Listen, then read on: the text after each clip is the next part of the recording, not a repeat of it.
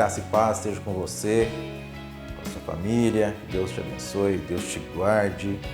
Estamos mais uma vez aqui nessa quinta-feira à noite para a nossa reflexão nossa de cada dia, refletindo um pouco a respeito da vida, refletindo um pouco em cima da palavra de Deus, o que Deus tem falado aos nossos corações.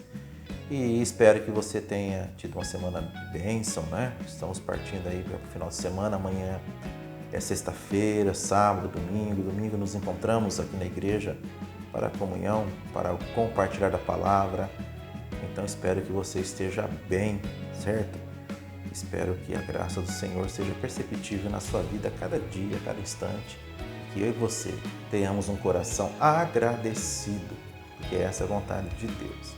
Gosto muito daquele verso da palavra de Deus, versículo de 1 Pedro, capítulo 5, versículo 7, que diz o seguinte, lançando sobre ele toda a vossa ansiedade, porque ele tem cuidado de vós. Palavra poderosa, palavra de bênção, para lançarmos sobre o nosso Deus, o nosso Jesus amado, toda a nossa ansiedade, toda a nossa apreensão para com a vida, todos os nossos cuidados, os nossos temores, lançando sobre Ele, porque efetivamente é Ele que cuida das nossas vidas. Certa vez havia um rapaz, ele tinha que atravessar um rio, depois atravessando esse rio ele tinha que cruzar uma floresta para chegar no seu local de destino, para chegar no seu lugar de destino, chegar a um lugarejo, uma cidade. E ao se aproximar deste rio, ele percebeu que, diferentemente dos outros dias, de outros tempos, o rio estava, a correnteza estava muito forte, Então não haveria possibilidade de ele cruzar essas águas neste momento a nado, não tinha possibilidade. E nem atravessar a pé, porque as águas estavam profundas e a corrente de água estava muito forte. Então ele olhou, coçou a cabeça, analisou o que poderia ser feito e de repente ele viu assim encostado numa moita de taboa, de vegetação ali próxima ao rio, um barquinho, uma canoa. E ele viu que a canoa estava amarrada ali e não tinha ninguém próximo. E ele analisou e concluiu que aquela canoa era para ser usada. E de repente ele entra na canoa tinha 2 remos e ele foi, entrou ali, colocou suas coisinhas ali, a sua sacola, aquilo que ele estava levando dentro da canoa.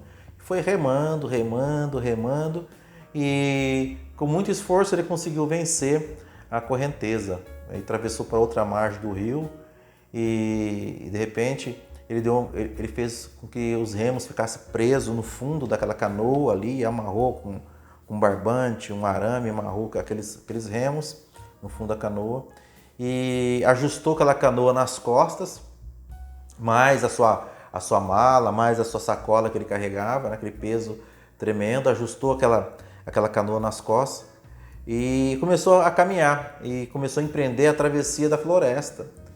E como que era difícil cruzar aquela floresta e com aquela canoa nas costas, Tava muito difícil. E os remos também presos com arame ali, de uma maneira provisória. Às vezes os remos escapavam e batiam nas suas costas, machucava, ele tinha que parar, amarrar novamente os remos e de repente os pacotes que ele levava dentro das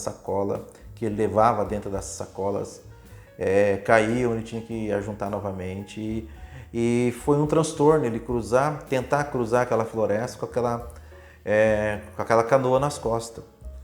E batia num galho de árvore e tinha um morro na frente, uma outra árvore e a mata um tanto quanto fechada e foi uma grande dificuldade para ele tentar cruzar aquela floresta. E no meio daquela floresta ele encontra algumas outras pessoas que faziam a mesma travessia, algumas pessoas faziam a travessia no sentido contrário e as pessoas olhavam abismadas para ele, pensando o seguinte, puxa, como que esse rapaz, para que isso? Para que carregar essa canoa nas costas? Que loucura é essa? Que peso desnecessário? E ele muito cansado e já faltando ar nos pulmões e suado e já com um mau humor terrível. Mas de repente algumas pessoas pararam e de repente uma pessoa no meio dessas pessoas perguntou para ele: ei, rapaz, por que você está carregando essa canoa nas costas? Por quê? Você está em terra firme, você está no meio da floresta, você tem que atravessar essa floresta, qual é a necessidade de carregar essa canoa? Aí ele fala o seguinte: eu não sei o que eu vou encontrar lá na frente, eu não sei se existem mais barreiras, mais rios pela frente com águas correntes, então eu estou me precavendo, Um homem precavido vale por 2. Aí as pessoas balançaram a cabeça negativamente assim e continuaram as suas vidas, e ele continuou aquele peso nas costas e tentando chegar no lugar que ele havia estabelecido. Queridos, esta breve história, breve ilustração, reflete muito a vida daquele que carrega um peso desnecessário, uma ansiedade desnecessária na vida, sabe? E muitas vezes utiliza situações que foram úteis no passado, e carregam esses argumentos sobre as suas vidas e quer levar isso, às vezes é um peso desnecessário, aquela atitude foi útil naquele momento, aquela provisão de Deus foi útil para aquele momento da sua vida, naquele momento específico, mas a pessoa carrega consigo outras coisas mais, barcos e mais barcos, peso mais peso desnecessário, depondo contra até a própria fé em Deus, porque acreditam que se não carregar os seus barcos, as suas provisões humanas, Deus não irá providenciar lá na frente o escape, a segurança, a provisão, sabe? Eis que é um tempo que nós temos que pensar que Deus, Ele providencia. Deus é um Deus que sustenta e devemos lançar sobre o Senhor Jesus toda a nossa ansiedade, porque quem cuidou da sua vida até hoje, até este momento, não foi o barquinho que você carrega nas costas, não foram as suas preocupações, não foram os seus argumentos, não. Quem cuidou foi Deus, foi Jesus. Então, querido, viva a vida mais leve, a vida mais tranquila e acredite, Deus continua cuidando da sua vida. Deus continua cuidando da sua vida. Ah, pastor, mas eu não percebo. Você não percebe porque você está carregando peso desnecessário. Você não percebe porque existe uma ansiedade corroendo o seu coração, o seu ânimo, a sua vontade para com a vida. Deus cuida de você. Vamos orar? Pai, obrigado pela oportunidade nesta noite de quinta-feira de compartilhar uma fração da Tua Palavra com os Teus filhos, Senhor. Deus, no nome do Senhor Jesus, Pai, traga a provisão necessária, diária nas nossas vidas, mas nos ensina, Senhor, a descansar em Ti, Senhor, porque toda a minha ansiedade, todo o meu cuidado deve ser lançado sobre Ti, Senhor, porque Tu és o nosso Deus. Me dê a segurança, me dê a certeza, me dê a confiança de lançar fora pesos desnecessários, cascos desnecessários que têm atrapalhado a minha vida, Senhor. E que o meu coração, e que a minha consciência e que a minha vida seja assegurada tão somente em Ti e por Ti, Pai. Pai, também fale aos nossos corações através da Tua Palavra nessa noite. No nome santo e bendito de Jesus. Amém. Amém. Quero ler um texto da Palavra de Deus para você, Jeremias, a Palavra de Deus lá em Jeremias capítulo 18, vamos ler os primeiros versículos, Jeremias 18, de 1 a 10, de 1 a 11, diz o seguinte: esta é a palavra que veio a Jeremias da parte do Senhor. Vá à casa do oleiro e ali você ouvirá a minha mensagem. Então fui à casa do oleiro e o vi trabalhando com a roda. Mas o vaso de barro que ele estava formando estragou-se em suas mãos. Ele o refez, moldando outro vaso de acordo com a sua vontade. Então o Senhor dirigiu-me a palavra: ó comunidade de Israel, será que eu não posso agir com vocês como fez o oleiro? Pergunta o Senhor. Como barro nas mãos do oleiro, assim são vocês nas minhas mãos, ó comunidade de Israel. Se em algum momento eu decretar que uma nação ou um reino seja arrancado, despedaçado e arruinado, e se esta nação que eu advertir converter-se da sua perversidade, então eu me arrependerei e não trarei sobre ela as desgraças que eu tinha planejado. E se noutra ocasião eu decretar que uma nação ou um reino seja edificado e plantado, e se ele fizer o que eu reprovo e não me obedecer, então me arrependerei do bem que eu pretendia fazer em favor dele. Amém? Então, eu li até o versículo 10. Então, esse texto da Palavra de Deus é um texto muito conhecido. Provavelmente você já teve estudo, você já ouviu mensagem a respeito disso, né? É uma figura de linguagem muito bonita. Ali um oleiro trabalhando na roda e fazendo um molde, um vaso, né? Moldando um vaso, e de repente esse vaso estraga. E isso traz algumas reflexões para as nossas vidas. Existem canções cristãs que trazem essa ideia, essa consciência, né? Que nós somos barro e Deus é oleiro e Ele molda as nossas vidas. Mas eu quero prender a sua atenção aqui nesse aspecto. Eu creio que eu não preciso me demorar no contexto histórico aqui do povo de Deus, né? Aqui o povo está vivendo um momento difícil, um momento de idolatria, um momento de separação de Deus, e Deus estava tratando a sua nação, a casa de Israel, o povo de Israel, né? Então isso meus irmãos sabem, este é o contexto, né? Mas eu quero fazer uma aplicação direta à nossa vida nesse tempo, neste momento. Olha só, o texto está dizendo que Deus envia o profeta Jeremias para que vá à casa do oleiro, e ali ele começa a observar, talvez por uma janela ou pela porta do ateliê do oleiro, né? do artesão que estava fazendo esse vaso, e de repente, né, moldando aquele vaso, trabalhando aquele vaso, e o texto diz assim: de maneira que o vaso que estava sendo moldado na mão do oleiro se quebrou, se rompeu. Aí o oleiro, ele refez o trabalho, refez o barro, refez o processo para fazer um novo vaso, né? O que significa isso? Primeiramente, o oleiro significa Deus, o Senhor nas nossas vidas, né? E Ele é supremo, ele é o Senhor, Ele tem todo o poder, tem toda a autoridade. Deus, ele não precisa pedir para agir neste mundo, para agir nas nossas vidas. Ele é o Senhor, Ele é o Senhor, né? É Ele que dá forma, é Ele que molda, é Ele que constrói, né? Só que existe uma relevância tremenda no barro. Aqui nós percebemos. A qualidade desse objeto, desse vaso, desse trabalho, dessa arte em cerâmica, ela depende muito, muito da qualidade da argila, do barro, né?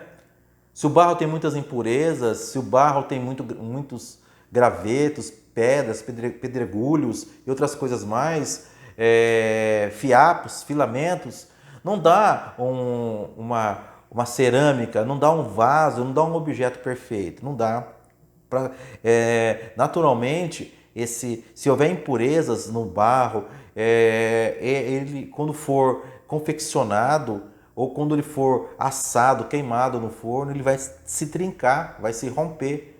Então, vai ser um produto de má qualidade. Então, a qualidade da argila, do barro, é muito interessante, é muito importante, é muito relevante nesse processo do trato do oleiro para com o objeto, nesse processo do trato de Deus para com a minha vida, para com a sua vida. Interessante isso, né? E essa qualidade desse barro depende muito da retirada, da remoção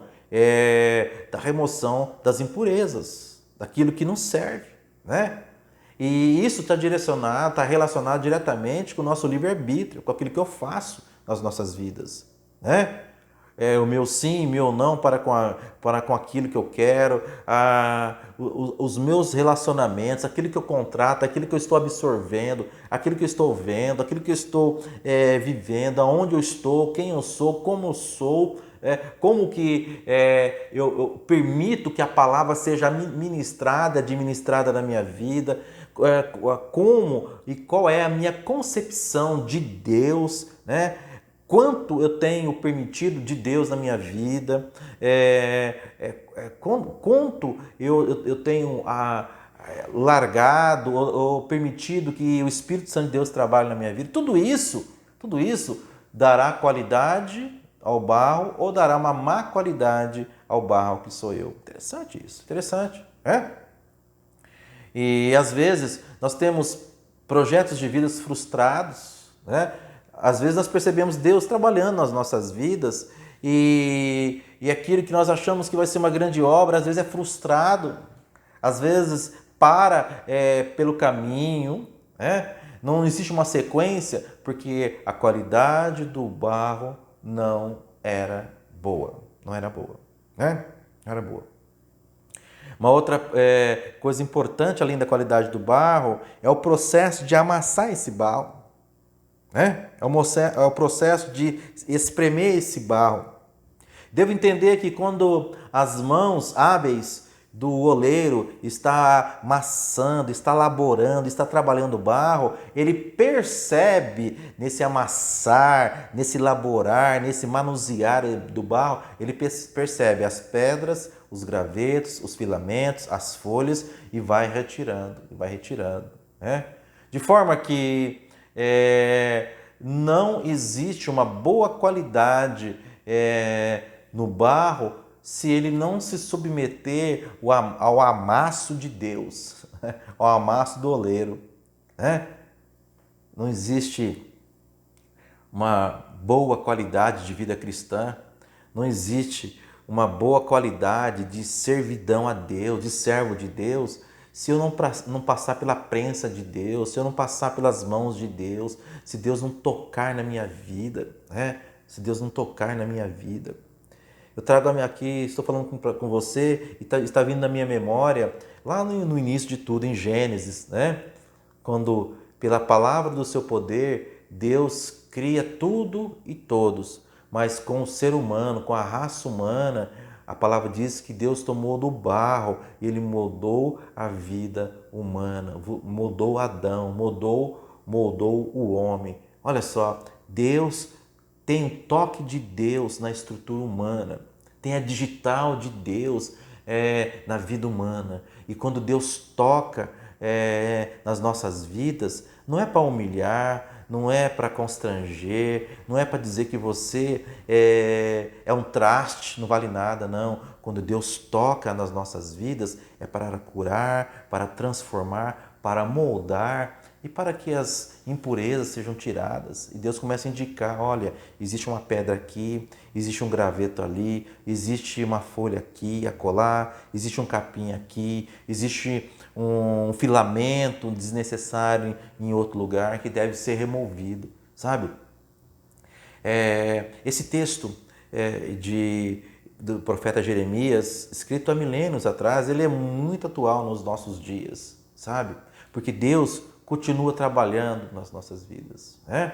E o interessante é que no contexto ele está dizendo, olha só, como que Deus, Ele está dizendo, olha assim, eu sou o Senhor, eu faço o que eu quero e no meu supremo poder, na minha suprema autoridade e na minha suprema sapiência, eu faço o que eu quero. Se eu decretar que uma nação ela será destruída, se eu decretar que haverá mal sobre aquela terra, sobre aquela casa, sobre aquela família, sobre aquela vida, sobre aquele povo que é para ser extirpado da terra, que é para ser arrancado da terra, Se eu disser que eu não tenho mais prazer na existência de um povo, de uma nação, de uma casa, de uma família, de uma vida. Contudo, essa família, essa casa, essa vida, essa nação, esse povo se arrepender dos seus maus caminhos, se arrepender dos seus maus procedimentos, sabe?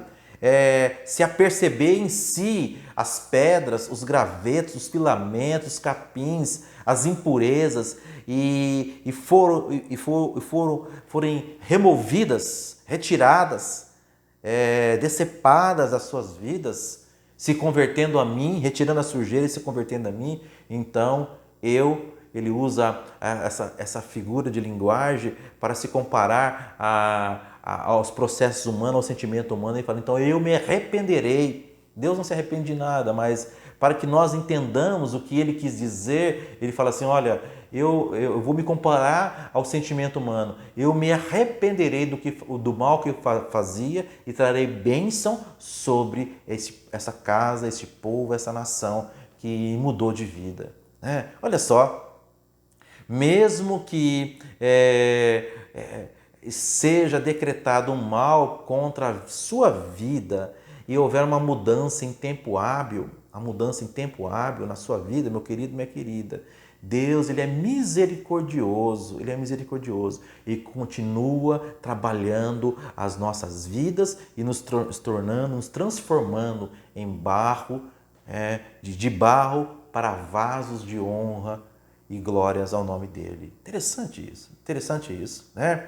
Deus faz mudança nas nossas vidas conforme nós mudamos aqui na terra.